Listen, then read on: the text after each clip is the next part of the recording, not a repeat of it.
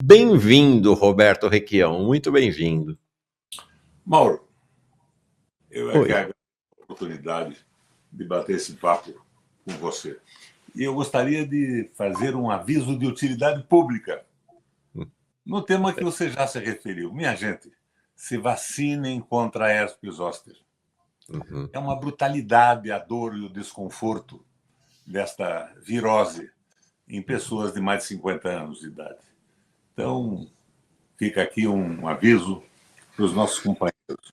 Se Você sabe vacinem. que eu comentei, né, que você era para vir 15 dias atrás e por conta da crise estava muito, muito forte, a gente deu uma adiada para ver se melhorava. E aí virou tema que muita gente dizendo aqui no chat que já teve herpes zoster, que realmente é um negócio massacrante.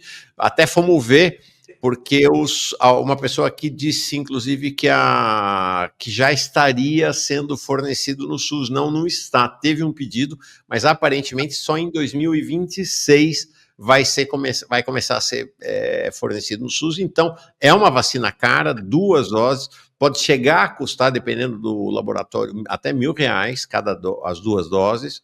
Então, mas vale a pena, é um investimento. Na verdade, aqui em Curitiba, R$ 800 cada dose, 1.600 a dosagem. Pois é, loucura. Mas, minha gente, vale a pena. É isso aí. É uma brutalidade. Isso, já estou com quase 2 meses de dor. Dores brutais. É. Aí o Clyde dizendo que eu tive essa tal herpes. Não, é um negócio... Espero que você se recupere o mais rapidamente possível, Requião. Eu também. Senador, governador, quer dizer que aos 84 anos você está se transferindo para o PDT. Conta dessa novidade para nós amanhã, inclusive aqui em Brasília. Você está em Curitiba ainda, né, Requião? Em Curitiba. Amanhã, às 10 horas da manhã, na sede do PDT, eu e meu filho, Maurício, que é deputado estadual aqui, assinamos a nossa ficha. Perfeito. Por que você está indo para o PDT e quais são seus planos? Primeiro, eu tenho uma certa identidade com o trabalhismo. Meu pai e meu avô foram do PTB. Essa política popular é uma política familiar. Você deve saber, Mauro, o primeiro partido socialista do Brasil foi fundado pelo meu bisavô. Partido Operário. Foi fundado em Curitiba, Rio Grande do Sul, Rio de Janeiro e São Paulo. E meu bisavô era um sergipano, formado em Direito em Pernambuco, mas um sergipano. E que tinha completado a sua formação na Universidade Jesuítica de Córdoba, na Argentina. Era um partido socialista e não marxista, porque naquela época não havia nem tradução dos textos de Marx para o português. Então, era baseado nos socialistas franceses, russos, mas foi o primeiro partido. Era um partido voltado exclusivamente, de forma claríssima, aos interesses da população. Que legal, não sabia não. Dos operários e dos pobres. Se você tiver curiosidade, na minha página do Senado, eu publiquei o manifesto do lançamento do partido, que foi redigido pelo meu bisavô. Que legal, vou olhar, não sabia não. Muito legal, muito legal. E essa sua ida para o PDT significa planos de candidatura, Requião? Os meus planos são de ajudar a mudar a política brasileira. Eu já fui governador do Paraná 3 vezes, Mauro. Você disse 2, mas foram 3. 3, é verdade. Fui senador 2 vezes. Fui presidente do Parlatino, do Parlamento Europeu Latino-Americano. Co-presidente, né? Eram 2, um europeu e um latino-americano. Eu fui o presidente da seção brasileira do Parlasul, com sede em Montevidéu, e do Parlamento com sede no Panamá. Então, a minha carreira é muito intensa. E o que eu aprendi nisso tudo, no Parlamento Latino-Americano, vendo o tal liberalismo econômico destruir a economia da Grécia. A Grécia não é um país mais. Destruir a economia da França, destruir a economia da Itália. Eu adquiri muita experiência nisso tudo. Eu quero colaborar com a melhora do nosso país, com políticas que consagrem a soberania. E você pergunta, por que o PDT agora? O PDT é um partido que sempre falou em soberania. Soberania brasileira, era a tese do Brizola. O PT era um partido popular, pensando nas políticas operárias, mas a soberania brasileira, junto com isso tudo, era uma tese pedetista.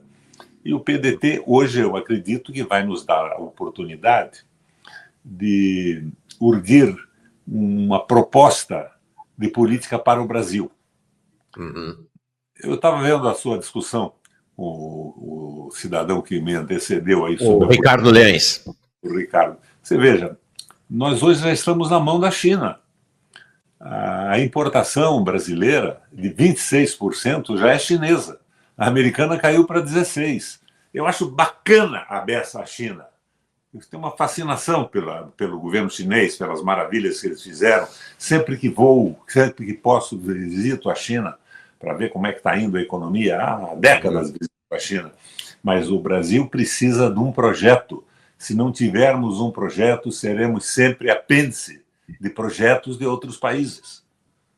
E nós temos que formular isso.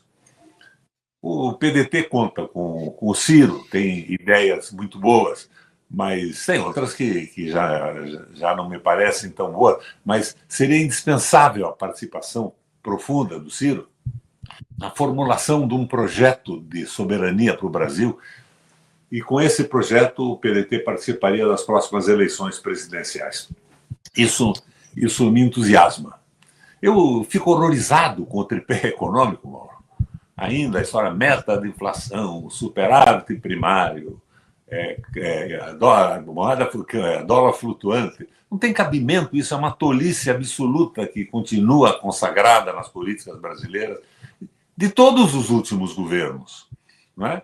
Veio lá desde do Fernando Henrique, mas passou por todos os governos até agora. E continua sendo ainda consagrada no governo do Lula hoje. Então, nós temos que começar a pensar de uma forma soberana no Brasil. O Brasil tem que ter uma proposta. Se não tiver uma proposta, será sempre parte da proposta soberana de outros países. Curioso, ontem entrevistei aqui o economista David Decache e ele falava algo parecido com o que você disse. Ele falou, olha, a política econômica neoliberal implantada a partir de FHC continua nesses 30 anos, atravessou o final do século passado e se mantém incólume nesse século XXI. Na mesma linha.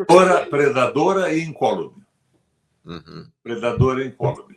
E você veja, lá na década de 80, nós éramos, na produção industrial, superiores aos tigres asiáticos, lembra? China, Coreia do Sul, Tailândia e Malásia, não é isso? Eram os quatro. Nós éramos superiores. Hoje nós não chegamos perto de nada. Hoje nós estamos nos transformando num produtor de cereais, de commodities, sem emprego, e ainda estamos vendendo terra. A China está comprando terra no Brasil. Aqui no Paraná, a China hoje está com o Porto de Paranaguá na mão. O Lula vendeu o Porto de Paranaguá junto com o Ratinho, coisa aí de 30 dias atrás. Vendeu o principal porto de embarque, um dos principais do Brasil, para a Cargill, que é uma empresa americana que não é nem de capital aberto, pertence a duas famílias. Então, o jogo econômico do atual governo não me satisfaz, me desagrada profundamente. Eu entrei no PT para ajudar a vitória do Lula. Me parecia indispensável. Não me arrependo um tostão disso. Fiz o que tinha que fazer, na mesma situação, faria novamente. Mas o PT se associou ao PSD no Paraná. Estão vendendo a Sanepar, Companhia de Saneamento. Fizeram pedágio. O Lula anunciou o pedágio. O Renan anunciou como exemplo para o Brasil. O primeiro lote de pedágio era das Ilhas Caimã. Se imagine só.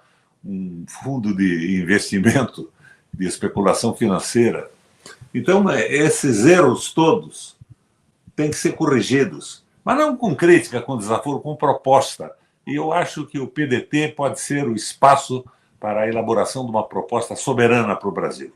Daí nós podemos conversar com todo mundo, sim. Tem tenho uma admiração profunda pela China e, como brasileiro, eu tenho admiração pelos Estados Unidos, pela sua história, pela sua independência também. Mas hoje é essa submissão absoluta que se dá na guerra pelo mercado mundial, que é isso que está acontecendo, né? A disputa do mercado mundial da China e dos Estados Unidos. Inclusive, essa história de anistia e tudo é uma brincadeira. Se você for ler a sanção ao Brasil de taxas de imposto, você vai ver que o texto é exatamente igual aos outros. Só puseram aquela estrepulia ali de anistia para o Bolsonaro. Uma estrepulia do Trump, mas não tem nenhum sentido. Foi um pendurucalho para fazer barulho econômico, fazer barulho político. Isso que ia te perguntar, essa sua avaliação sobre o governo do PT. Que olhar você tem hoje para Lula 3? Bom, eu tenho uma decepção muito grande com o governo. Muito grande.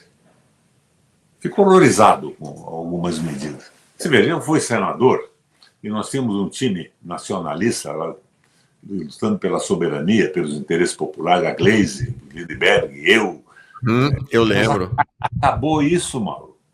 Acabou. Eles agora estão defendendo a política da Selic lá em cima.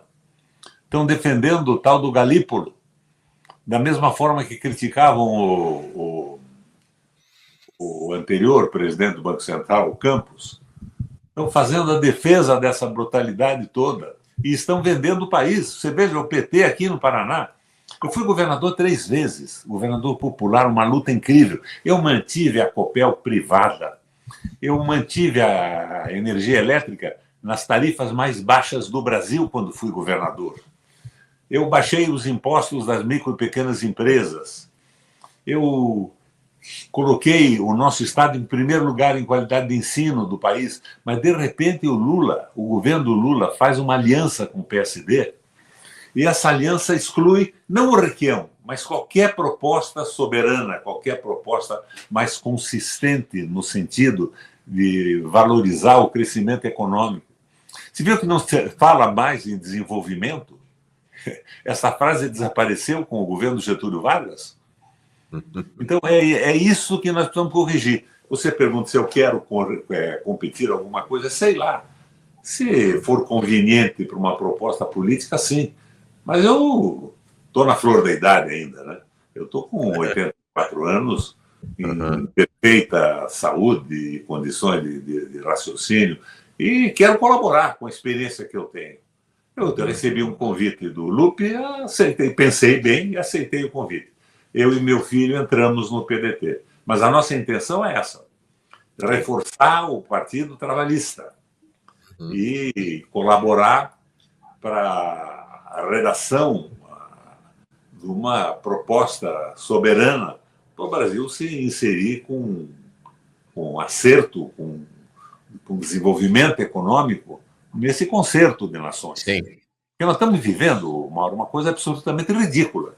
Quando você vê as declarações do Trump, parece que você está vendo uma história em quadrinhos para criança. Absolutamente ridícula. E o Brasil está nisso, você veja. O pessoal agora bate palma. Não, a China, eu tenho paixão pela política chinesa. Mas a China o Brasil já importa 26% do total dos seus produtos da China. A China quer comprar terra no Brasil. Por que a China quer fazer isso? Porque ela tem 1,5 bilhão de habitantes, tem que comer. Ela tem que cuidar da sua política interna. Então é o que eu digo, nós precisamos viver, Mauro, a solidariedade com a humanidade. O apoio que países e áreas do planeta Terra precisam hoje do Brasil. Mas nós não podemos nos submeter de forma absoluta, virar um satélite de outras economias. Então, multipolaridade é fundamental hoje. Não é uma guerra contra os Estados Unidos. É a multipolaridade, é espaço para os países se afirmarem com políticas internas soberanas. E eu acho que temos um caminho para isso. Então, amanhã, às 10 horas da manhã, na sede do PDT, eu assino a minha ficha. E meu filho também. Sabe que tem uma questão que a gente fala, uma expressão que a gente usa aqui sempre, Requião, que são os patriotas do boné. Então, gente que é patriota não boné, né? O Brasil é dos brasileiros e nessas frases. Mas você olha para o governo Lula e realmente é meio espantoso. Eles acabaram de entregar a margem equatorial para a ExxonMobil e a Chevron. Nem me fale nisso, Mauro. Pois é. Depois daquela campanha toda dos discursos veementes do Lula, o Brasil precisa dominar os petróleos da margem. E no fim não era para dominar porra nenhuma. Era para fazer uma entrega ampla e restrita. E mesmo se fosse para a Petrobras, não adiantava nada. Né? A Petrobras hoje já é 64% privada e internacionalizada. Não, e aí você vê, o Haddad vai para os Estados Unidos e vai entregar a energia e a água do Brasil praticamente de graça para instalar esses data centers. É um negócio impressionante. Nós trouxemos aqui uma especialista em energia, a Clarice Ferraz, ela falou, Mauro, é uma loucura isso. Para botar esses data centers todos que o Haddad quer colocar no Brasil, precisaria dobrar a capacidade energética do país. É evidente que isso não vai acontecer. Eles vão sugar a energia do país. O Haddad acredita nisso. O Haddad saiu da USP e foi para o ISPER, que é um instituto liberal. Ele acredita nisso. Ele está errado, mas acredita nisso. Não faço nenhuma crítica contra a conduta do Haddad, moral e tal. Mas ele é um liberal. Sim. Ele é um liberal. E o Lula também, né, Mauro? Os discursos que o Lula tem feito aí, lembra? Lembra ele dizendo que é um admirador profundo da Margaret Thatcher e do Ronald Reagan? Sim. Ele dizendo que ele é um seguidor do Henry Ford. O Henry Ford fez coisas maravilhosas, né? Somou o Taylorismo com a linha de montagem e jogou a indústria automobilística americana para a Lua. Fez subir de forma extraordinária. Superou a Alemanha naquele momento de uma forma fantástica.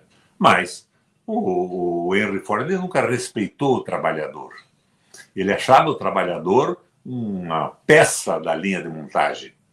Tinha que ganhar bem para produzir bem, para poder ter produtividade. Mas nunca respeitou uma opinião da massa de trabalhadores. E você conhece o famoso livro antissemita dele, né?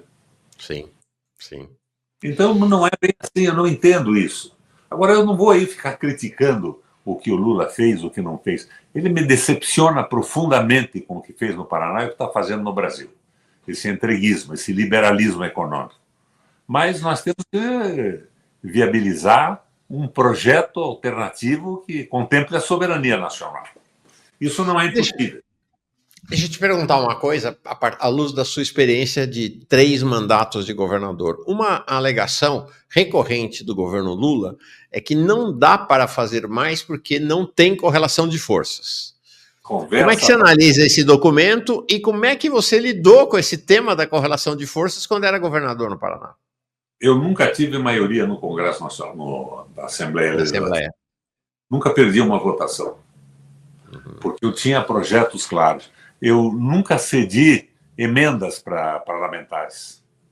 Eu criava projetos, botava o projeto e o parlamentar que apoiava o projeto, por exemplo, de criação de mais 2.000 escolas no Paraná, ele podia ir para o interior. Essas escolas estão sendo construídas porque nós apoiamos o projeto. Não trabalhei com essa comercialização de emendinhas e tudo mais. E acho que, tendo o projeto, a coisa muda. Agora, eu quero lembrar, eu não sei se já falei sobre isso com você, essa tal emenda impositiva. Sim. Isso surgiu por quê, Mauro? Você já pensou nisso? Surgiu porque o governo do Lula e da Dilma só liberavam emenda para o pessoal chegado ao núcleo do governo. Não era nem só para o PT, era só para os comensais da mesa presidencial. E daí veio a proposta, nós temos que ter uma emenda impositiva. Eu votei contra. E depois isso ampliou, né? Veio a impositiva, no governo do Bolsonaro, a negociação com a Câmara, esses valores rigorosamente absurdos. Mas falta um projeto. Sim. Essa história de dizer que o Congresso Nacional extrema-direita é conversa mole, não tem projeto. Se tivesse projeto, o Lula trazia o Congresso Nacional. Claro, não traria inteiro, mas traria como eu trouxe a Assembleia do Paraná. Tem que ter clareza, projeto. E essa história das emendas, Requião, caiu no esquecimento, mas tudo começa, na verdade, do ponto de vista do processo legislativo, com as tais emendas PIX, né, que é a emenda que o deputado faz direto na conta da prefeitura, do governo estadual. Quem inventou a emenda PIX foi um projeto conjunto da Glaze com o Aécio. Os dois apresentaram esse projeto. Eles que inventaram a tal da emenda PIX. Né? Então, é um jeito do PT governar, né? E isso era para atropelar a escolha exclusiva do governo de só dar emenda para quem estivesse como comensal na mesa da presidência. Sim. Foi um erro, um erro. Agora é isso. Agora eu fico me perguntando o que eu acho disso tudo. Quando eu vejo o Lindbergh e a Glaze defendendo a Selic, eu já não sei mais o que dizer. Eles foram guerreiros junto conosco. Soberania, nacionalismo. E, de repente, acaba isso tudo. Tá um momento que, a meu ver, encerrou o governo do Lula. Precisa ter uma alternativa que tem que ser suportada numa proposta. Você acha que o Ciro deve ser... O Lula com o Rato e o PSD no Paraná é uma aliança de extrema-direita. Vender a Copel, vender a Sanepar, pedágio absurdo com as Ilhas Caimã, fundos de investimento em paraíso fiscal, e agora a venda do porto de Paranaguá para Cargill. Tem cabimento isso? Primeiro, o Lerner vendeu uma parte do porto de container. Os americanos compraram. Compraram e depois venderam para os chineses. Hoje é chinês. E a Cargill agora é dona do porto de grãos. Então, e quem fez isso foi o Lula. Que conversa mole é essa de governo soberano? Está errado isso. Não, porque é o Lula, não tem nada de Congresso Nacional, tem algumas coisas que ele podia fazer independente do Congresso Nacional, e não faz. Não faz, é fato. Eu, por exemplo, naquela crise, eu baixei o imposto da microempresa a 0. E daí fiz uma escala. As pequenas empresas praticamente não tinham. O Requião vai quebrar o Paraná. Eu consegui uma arrecadação muito superior à anterior, porque eu viabilizei pequenas empresas, emprego e tudo mais. Eu peguei a Copel e dei energia gratuita para empresas que se estabelecessem ou já estivessem estabelecidas no interior do Paraná, desde que garantisse o número de empregos e os salários. Foi um sucesso. Eu dei energia praticamente com 75% de desconto para irrigação noturna, porque o principal para a produção agrícola é irrigação. Aprendi isso lá na ONU. Não tem muita conversa de agrotóxico, adubo. Se não tiver água, não tem agricultura. E eu consegui um sucesso incrível com isso tudo. Legal. Então, eu vejo que isso tudo acabou com o Lula. Acabou com o Lula. Agora você veja o que acontece com isso. Veja as pesquisas de opinião do Paraná em relação ao Lula. São trágicas. São. É fato. O Roberto o Diat pergunta assim, Requião, qual a sua opinião sobre o Brasil não ter entrado na Rota da Seda e de ter vetado a Venezuela nos BRICS? É absolutamente incompreensível. Ao mesmo tempo que ele vai ao Equador e, em questão de minutos, consagra uma eleição suspeita por 1000 motivos. Então, eu acho que é o jogo do capitalismo financeiro. Eu acho que o Lula não gosta do Trump. Aquele esquemão de Trump botou o Lula na cadeia. Os absurdos do Sérgio Moro, aquela loucura toda. Mas eles estão a favor do capitalismo financeiro. Eles são a favor da globalização. O Haddad é a favor da globalização. Agora, eles que gostariam de uma globalização não monopolista por um setor só. Eles querem tirar os Estados Unidos do comando disso. Mas eles são a favor da globalização. Assim como a China também era. A China hoje é claramente globalizante. E já tem 26% da compra do Brasil. E os Estados Unidos cai para 16. Requião, a Ana C diz assim: pra cima, Requião, lança essa braba, PDT. E aí a minha pergunta para você é: qual o cenário para 2026? Você imagina que o PDT lançará o Ciro? Você pretende apoiar o Ciro? Você está se colocando também para ser candidato a presidente pelo partido? Como é que você vê o cenário para 2026? Eu estou apostando, Mauro, na possibilidade de termos um programa de governo, de Brasil soberano. Tá. E tendo esse programa, a aliança que nós fizemos será em torno do programa. Daí não tem muita importância quem é o candidato. Tem que ter competência, visibilidade nacional, tudo bem, mas tem que ter o programa. Tem que ter programa. E acabar com essa história também do INSS, acusar o Lupe. O problema do INSS é a corrupção na entranha da instituição antiga, já não tem cabimento nenhum. E a essa corrupção, em função das vantagens, aderiram talvez alguns pedetistas e de todos os partidos, inclusive do PT, de todos os partidos. Mas não é uma responsabilidade que possa envolver de forma alguma o Lupe. O Leonardo Lopes, que é um cirista aqui da nossa turma, diz: Requião, cuidado com os elogios ao Ciro, que já vem uma enxurrada despolitizada de comentários que você vai para Paris e que você é de extrema-direita, Ciro 2026. Leonardo é um cirista de primeira ordem. Manda ele plantar batata, Mauro. A gente tem que fazer a crítica das propostas. O Ciro tem propostas excelentes e tem outras que são, para mim, tem que ser muito discutidas. Por exemplo, em relação à Previdência e tudo isso, a proposta das 3 previdências dele e tudo mais. Então, o Ciro não é um quadro da esquerda brasileira, mas é um quadro que pode ter conteúdo nacionalista. Eu gostaria de ver o Ciro dentro do PDT. Tem essa história, o Ciro vai sair. Seria uma bobagem sair. Perfeito. Seria uma bobagem sair. E acho que poderia colaborar de uma forma maravilhosa nesse plano de governo.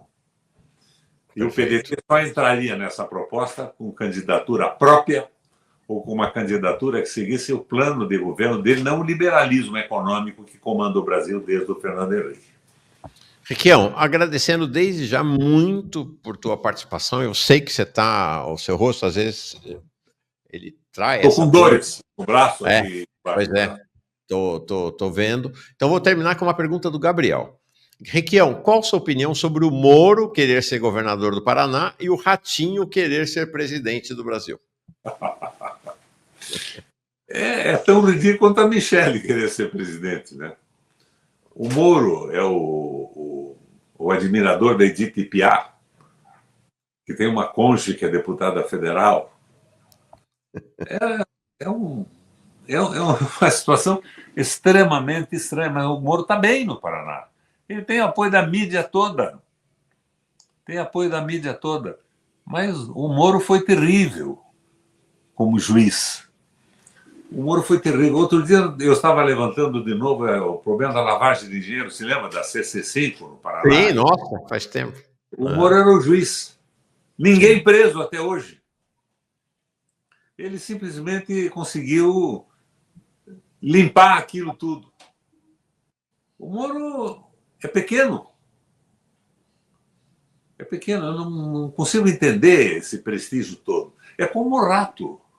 Mauro, o Rato é pequeníssimo em termos intelectuais, de administração pública, mas está aí. Por exemplo, eu disputei algumas eleições aqui e depois que eu aderi à candidatura do Lula e ao PT, eu perdi muito a minha popularidade. E a insatisfação com o PT no Paraná. Mas o Rato nunca fez um debate comigo nas eleições que disputou. Se negou a debater qualquer coisa, e não é porque tenha medo de debater comigo, é que ele não tem o que dizer. Não tem rigorosamente o que dizer. Assim como a Michele ser candidata, não tem cabimento isso. Agora, nós precisamos, pela visão nacionalista, ter um projeto de governo. E tendo um projeto de governo, tudo muda. E acabar com essa louvação, essa bipolaridade de ou é Lula ou é Bolsonaro. Por quê?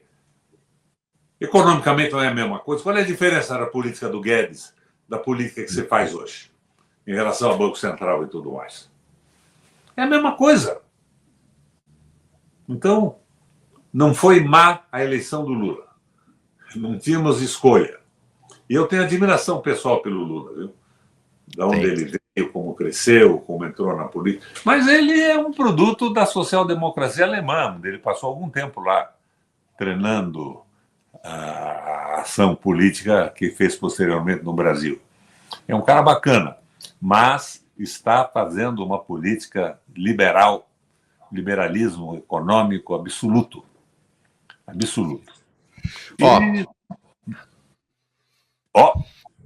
Três perguntas últimas aqui, rapidinho, que eu queria te liberar, que eu não quero te exagerar contigo. O Ricardo Dias diz assim: Mauro, pergunta para o Requião sobre a lista VIP do Banestado, por que ele não divulga?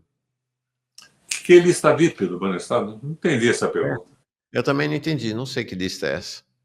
Não sei que história é essa. Que tem a ver com essa história do Moro, né? Lá atrás. Tem, o Moro, o Rich era o governador. Vou te contar como é que se detonou esse processo. Eu ganhei a eleição aqui. Virei governador. Nomeei o Heitor Wallace, que era um funcionário do Estado, formado em economia nos Estados Unidos e tal, botei na presidência do banco. O Heitor Wallace vai a Foz do Iguaçu. E, de repente, ele me telefona. Roberto, eu estou aqui em Foz. Eu descobri que tem uma tal de CC5 aí, conta de não residentes, em que o dono da barraca de cachorro-quente aparece aqui no banco com alguns milhões de dólares de investimento. E imediatamente denuncie isso para o Ministério Público Federal e para a Polícia Federal. Ele fez isso. Mas daí entrou o esquema. Janene, lembra do Janene? O Sérgio? Sim. O governo do Estado tinha aberto agências em países para viabilizar, segundo as denúncias que a gente tem até hoje, a lavagem. Precisava ter uma agência num país. E assim, isto ficou. Mas fui eu que denunciei. Não tem uma nota sobre isso. Não tem uma nota sobre nada mais. Você veja bem, aqui no Paraná, o povo não sabe que a Copel está sendo vendida com a ajuda do BNDES, a PPI. A ajuda do Lula e do Haddad. Isso é claro. O pessoal não tem ideia. Por exemplo, eu fiz uma briga lá atrás. O Lerner tinha privatizado uma usina de potência elétrica de gás aqui na região metropolitana de Curitiba. Eu fui à luta com isso. E quem foi à luta junto comigo foi o Fachin, que hoje é ministro do Sul. Nós fomos ao Tribunal Arbitral de Paris, brigamos lá, íamos perder, mas jogamos pesado e conseguimos parar e conseguimos um acordo. Eles queriam 5 bilhões de indenização. E nós fizemos um acordo por 400 milhões de reais e retomamos a usina. Você sabe que a usina foi vendida, e seguramente os paranaenses que estão nos escutando não sabem disso, comprada por quem? Quem? Ideia? De quem comprou a usina da Araucária? Quem? Não sei, não. JBF. Os meninos amigos do governo. Compraram a usina. E estão comprando usina em toda parte. E a Eletrobras não vendeu 50 e poucas usinas agora? Eu entrei com uma ação popular, Mauro, junto com os eletricitários do Rio de Janeiro, gente boa para burro, para devolver ao presidente da República as prerrogativas que lhe tinham tirado naquele acordo de privatização da Eletrobras. Era o primeiro passo. Depois nós íamos entrar pela briga da estatização. No caminho do que faz a França hoje, a Alemanha, no que faz em relação à água até a Inglaterra, Paris, Espanha, Portugal. E nós estávamos nesta luta e o Lula está vendendo tudo, Mauro. Vendendo tudo. E não há um grito a respeito disso. Você sabe que lá atrás, quando o Carlos Lessa era o presidente do BNDES, saudoso Carlos Lessa, ele me telefona, meu irmão, Carlos Lessa, companheiraço, Equião, eles estão vendendo ações da Copel agora. o BNDES tem condição de comprar isso tudo e manter esse banco nacional. Vão compre, eu vou ter que consultar a presidência da República. Era aquele ministro famoso, que agora está meio fora de tudo, que inclusive recusou a presidência do Conselho da Eletrobras agora. Como é o nome Manteiga. dele? O Manteiga. Uhum. Manteiga é o nome dele. Isso. Ele recusou aquilo. Pois muito bem. Disseram ao Lessa que ele estava desestabilizando a iniciativa privada, que era uma agressão que o Estado não podia assistir, e nós vendemos a Copel, que hoje tem 64% de ações privadas. Mas não é só aí. Daí veio a Vale do Rio Doce, o leilão. O Lessa me liga, que é o fim do mundo entregar o ferro, o aço. Nós temos condição de comprar isso. O que você vai fazer? O que você me aconselha, Requião? E eu te aconselho esquecer que existe o governo e compre. E ele comprou. Ninguém sabe que a Vale do Rio Doce, até o começo do governo do Bolsonaro, era nacional. O BNDES era detentor dos títulos que equilibravam esse negócio a favor do Estado. O Bolsonaro pôs à venda, vendeu, ninguém teve notícia numa Globo, num jornal, num debate no Congresso Nacional, que a Vale do Rio Doce tinha sido vendida. Todo mundo quietinho, concordando. Então, você veja, o programa liberal é o programa do governo do Brasil, mas não deu certo isso. Não deu certo isso. De qualquer forma, Mauro, eu quero que você me perdoe algumas falsetas aqui na minha exposição, que estou com uma dor no braço. Não, vamos encerrar. Vamos encerrar, te espero em Brasília amanhã para a filiação PDT. O Helbert diz assim, parabéns pela entrevista. Fui lá na infância, um jovem então, aqui em vários momentos. Eu lembro do Requião na televisão, deve ser paranaense. E a Deise diz, salve governador Requião. Me recordo das suas lutas contra os pedágios e as estradas alternativas. Você é de luta, grande abraço. Aí o Marcos diz, além de Requião, Ciro, Suplicy, Gereissati e Unger, reformistas, quem seriam revolucionários da fera nessa frente ampla de esquerda? Requião, obrigado demais, parabéns pela jornada, pela luta, sucesso agora no PDT, que você seja candidato em 2026, vamos ver quais são as possibilidades. Nós temos um programa soberano para o Brasil, uma estrutura política forte para ganhar a eleição. Agora, como está, não dá mais. Não dá mais. O tripézinho é o comando da política brasileira. Não tem realmente o menor cabimento. Nós temos que acabar com isso. Precisamos ter um projeto que tenha em consideração o Brasil, o nosso povo e a nossa gente.